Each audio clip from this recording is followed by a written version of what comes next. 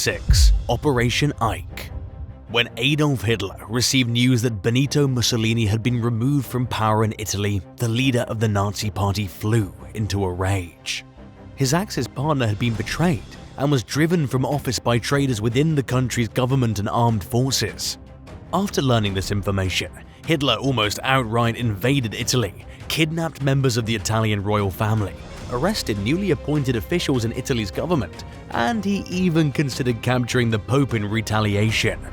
However, those around him convinced him to instead plan Mussolini's rescue. The operation was known as Operation Ike. The Germans were able to pinpoint Mussolini's location after intercepting a radio message. Italy's former prime minister had been moved a total of 6 times in order to ensure that he was secure. Those involved in Operation Ike determined that he was being held at a luxury hotel in the Abruzzi Mountains, known as the Albergo Rufigo. The hotel was fairly secluded, situated at a height of 7,000 feet above sea level, adding to the security measures that had already been taken. SS Major Otto Skorzeny, a man who was nicknamed the most dangerous man in Europe, was summoned by Hitler to create a plan to rescue Mussolini. So, Otto assembled a force of 90 airborne troops to get the job done. He determined that the best course of action would be to send his team in by glider to overpower the resistance. Then they would be tasked with flying Mussolini to safety on a light aircraft called a Fieseler Storch. On September 12, 1943, German troops captured the rail line that connected the valley floor up to the side of the elevated mountain, which ensured that Italian reinforcements wouldn't interfere with their rescue mission. Otto's glider men then landed near the hotel before surprising and capturing Mussolini's guards. The frail former dictator was subsequently escorted to the waiting Fieseler Storch. The weight limit was exceeded on the aircraft, but it surprisingly made it to its intended destination at a Luftwaffe airfield. From there, Mussolini was boarded onto a Heinkel HE-111 bomber and was transported to Hitler's headquarters in East Prussia called Wolf's Lair. Once he arrived, he was greeted by his friend Hitler, who was shocked to see his appearance. Mussolini was no longer the powerful leader of fascist Italy, but instead a refugee without a country. The Nazis then attempted to take advantage of whatever pro-fascist sentiment remained in Italy. They installed Mussolini as the ruler of a puppet regime called the Italian Socialist Republic in Salo, a town on Lake Garda located in northern Italy. However, very few men supported the former prime minister because, to most people in the country, his days were already numbered. 5. Gaza Winter. Gaza Winter, located in the Canary Islands, looks like an ordinary home. You wouldn't know it once had ties with the Nazi party. The building's name, Gaza Winter, doesn't make much sense when compared to its views over a picturesque landscape that forms a section of the Jandia Natural Park. The home can be seen from the beach of Cafet on Fortaventura's harsh southern tip, forcing many to wonder why someone would build a house so high up on the hillside. The current occupant of Gaza Winter, Pedro Fumero, believes he's sleeping on top of what was once a secret Nazi base, designed initially as a hideaway. The 48-year-old retired taxi driver moved into the home in 2012. However, Fumero, his aunt, and 2 of his uncles who also lived there are now facing an eviction notice. A hotel company purchased the property from Gustav Winter's living descendants. Gustav was a German engineer who occupied the house in the early 1900s. His unusual wartime activities in the Canary Islands definitely attracted the attention of Allied spies. He was born in Germany's Black Forest region in the year 1893. He faced accusations of being a Nazi agent toward the end of World War II. But like many other Germans on the Allies' list of suspected Nazis, Winter was never seized by the Spanish authorities. Instead, he died in Las Palmas de Gran Canaria in 1971. According to his research, Fumero believes that Gustav Winter was likely provisioning German submarines. While exploring the property, Fumero found a battery that he thinks came from a Nazi U-boat. As he stood inside the home's turret-like construction on the building's upper level, he told reporter James Badcock with the BBC that Gaza Winter was never a house meant for enjoyment. Evidence of his theory was revealed in 1947 when a CIA document was released in which Gustav Winter is called a radio and military operator. The document also states that Gustav was responsible for supplying German U-boats, and while the structure was technically built in 1946 on paper, Fumero claims that the base of the building was actually laid down much earlier. He claims this to be true based on documents that allegedly show that Gustav Winter purchased the entire Jandia Peninsula from the previous Spanish landowner after General Franco became the dictatorial ruler of Spain in 1939. Under General Franco's command, Spain declared itself to be neutral during the outbreak of World War II. However, the country continued to supply volunteer soldiers, minerals, and in locations like the Canary Islands, logistical support for the Nazi Party. 4. Successful sabotage.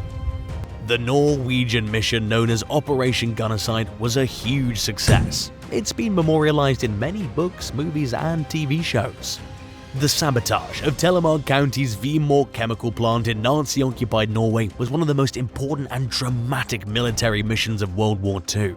It ultimately put the German nuclear scientists way behind and allowed the US to beat the Germans in the quest to create the first ever atomic bomb.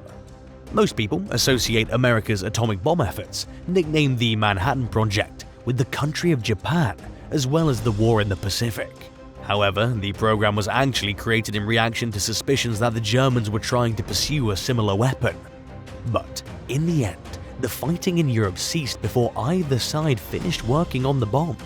In fact, America's first atomic bomb detonation test was done on May 7, 1945, the same day that Germany surrendered.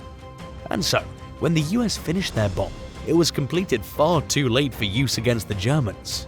And if German scientists had developed their own atomic bomb just a couple of months earlier, the outcome of the war might have been entirely different. Operation Gunnicide, sabotage of the Vemork chemical plant, very well may have prevented a Nazi victory. Leif Tronstad, a Norwegian Royal Army colonel, was tasked with leading the mission. The strategy was to have an elite group of soldiers parachute into the wilderness surrounding the plant. Once they landed, they were ordered to ski their way to the Vemork chemical plant.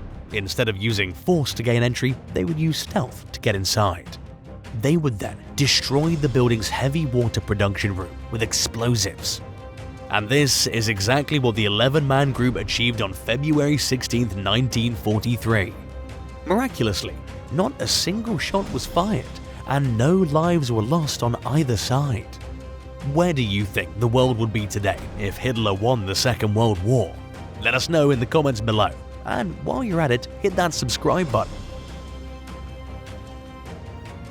3. Operation Grave. Operation Grave was a German military mission headed by Hitler. The project involved training soldiers to infiltrate Allied territory.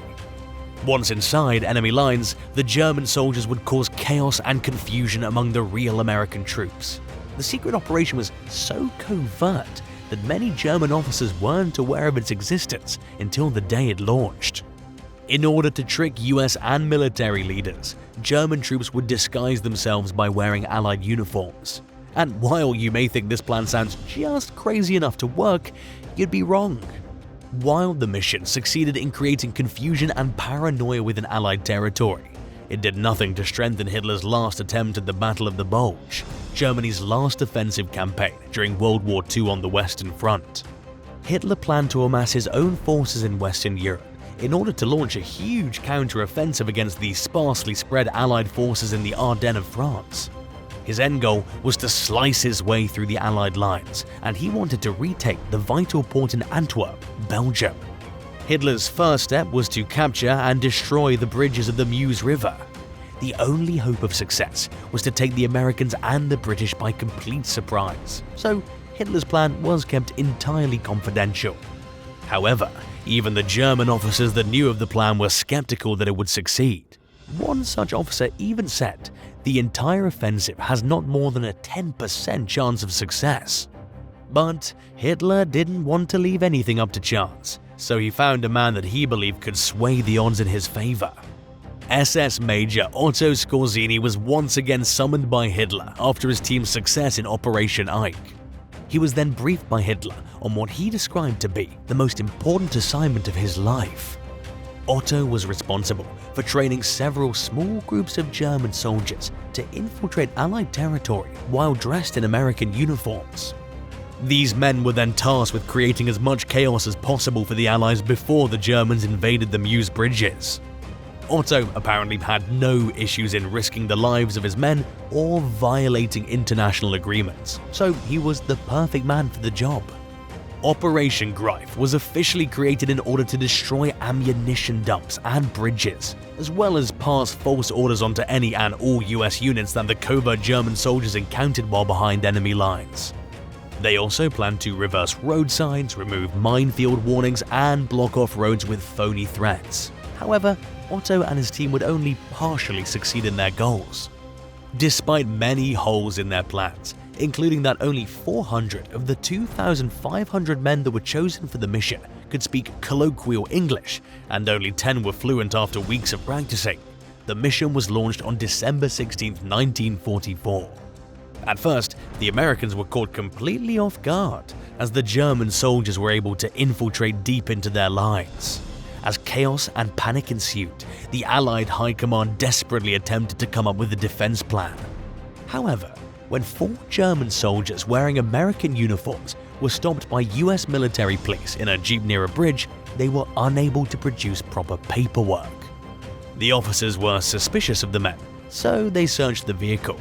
They ended up finding swastika emblems, explosives, and other concealed weapons, prompting them to be interrogated for information.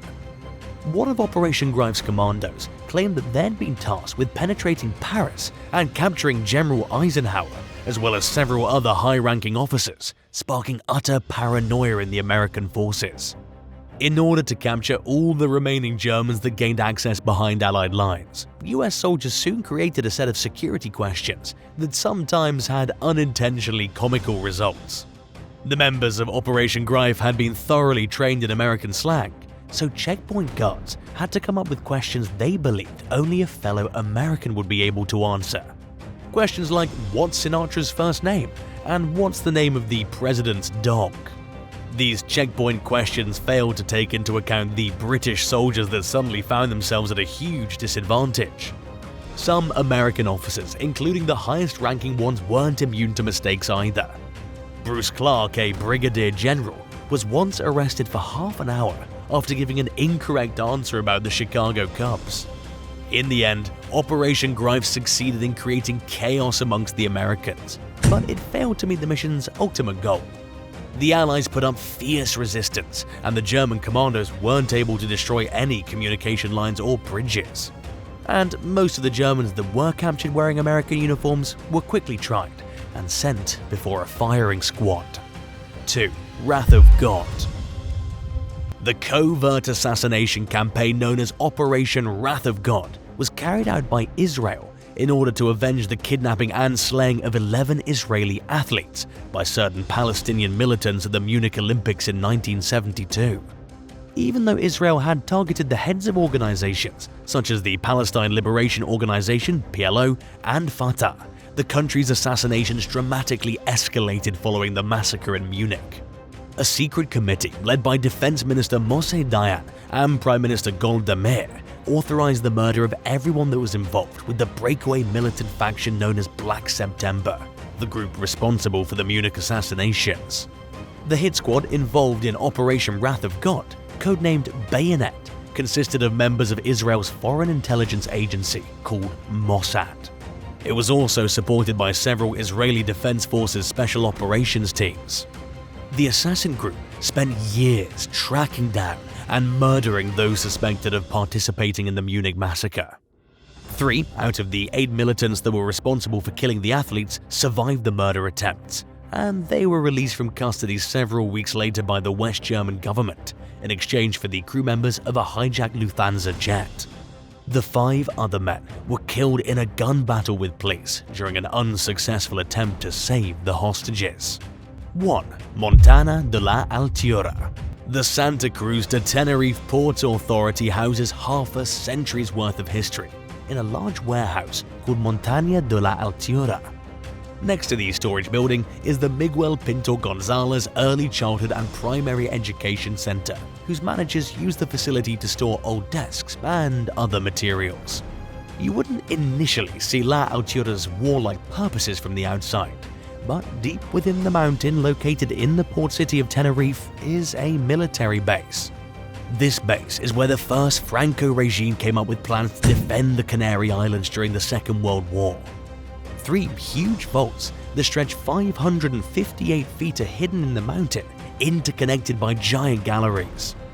These galleries reach the very top of the mountain, and they were intended to be hidden within the earth until they were connected to a nearby volcanic tube, a project that was never finished.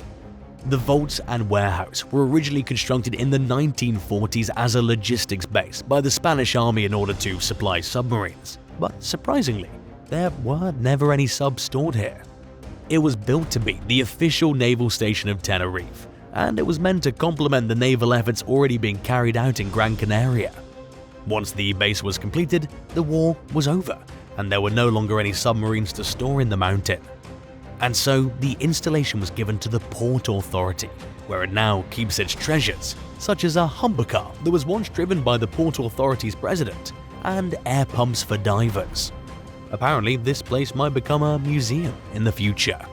The facility has an exit at the base of the mountain that leads right onto the beach that lies below it. However, this door was sealed years ago for security purposes. Which one of these military operations did you find the most shocking? Let us know your thoughts in the comments down below. If you enjoyed today's video, be sure to subscribe to the channel if you haven't already. Thanks so much for watching, and we'll see you next time. Bye.